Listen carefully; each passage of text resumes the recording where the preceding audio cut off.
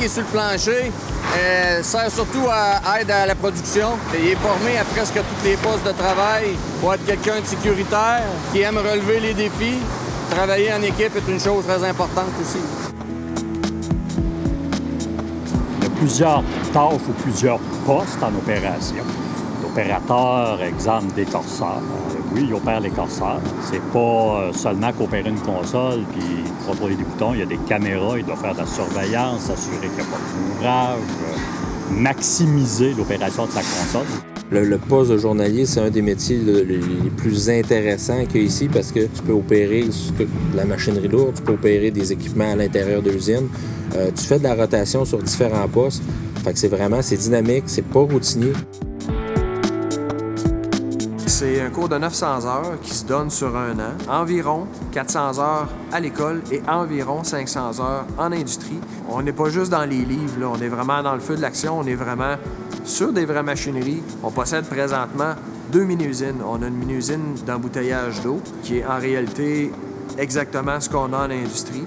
Et on a aussi une usine de sciage, de fabrication de copeaux. On a les équipements et on en profite. Historiquement, j'étais gestionnaire pour la santé. Après 25 ans, j'ai décidé de prendre ma retraite. Je suis allé voir au centre de formation professionnelle parce que j'avais 55 ans puis je suis pas capable d'arrêter.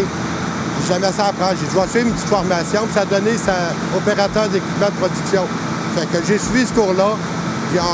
Après, on est venu faire une visite chez Forex. J'ai fait mon stage puis il m'a engagé. Je suis bien heureux. On est dans le feu de l'action. Ça, j'aime ça. Tu peux passer une semaine sans jamais nécessairement avoir la même tâche.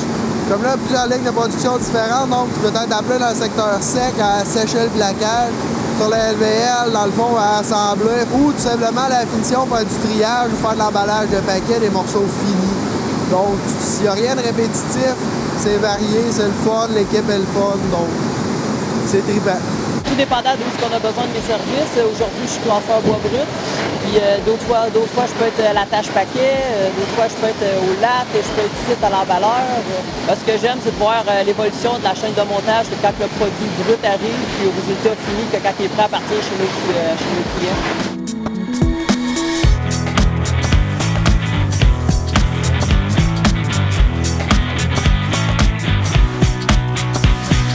Il va développer beaucoup son côté manuel et il va développer aussi beaucoup son côté logique. Ça fait des travailleurs qui sont très, très polyvalents. Contrairement à un opérateur qui connaît pas trop ça, qui fait rien que peser ses pitons puis qui sera pas capable de déceler un problème, qu'on va apprendre des techniques d'opération d'équipement de production. Ça fait aussi des opérateurs qui sont très, très compétents.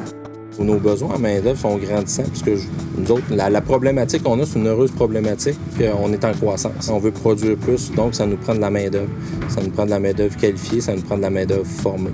Notre usine elle commence à être vieillissante. On a des gens que ça fait 43 ans qui travaillent ici. Fait que dans les prochaines années, on va en avoir besoin de gens. La relève, c'est sûr que ça va en prendre.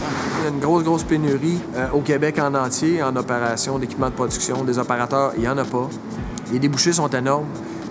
Dans le domaine du bois, en Abitibi, il en demande beaucoup. Pâte et papier, je prends exemple ici, à Amos, Esca, il en demande tout le temps. Ça va autant dans une usine de traitement de viande que dans une usine de sciage. Là, c'est dans tous les domaines. Faire plusieurs choses, ça passe plus vite. Fait que tu vois pas ta journée, ça avance vite, mais moi, j'adore ça. J'ai fait comme la plupart des filles, là. J'ai été dans un bar, j'ai été dans un restaurant, mais j'ai besoin de bouger, j'ai besoin de dépenser de l'énergie. J'ai commencé dans un moulin, puis j'aime ça. Il faut être capable de travailler en équipe, surtout. On est une grosse équipe, il faut s'aider. Il faut avoir de l'entre-gens, il faut être travaillant, il faut être capable de se débrouiller et d'être autonome. En plus que c'est pas trop dur physiquement, c'est bien sécuritaire, fait que tu ne feras pas des blessures.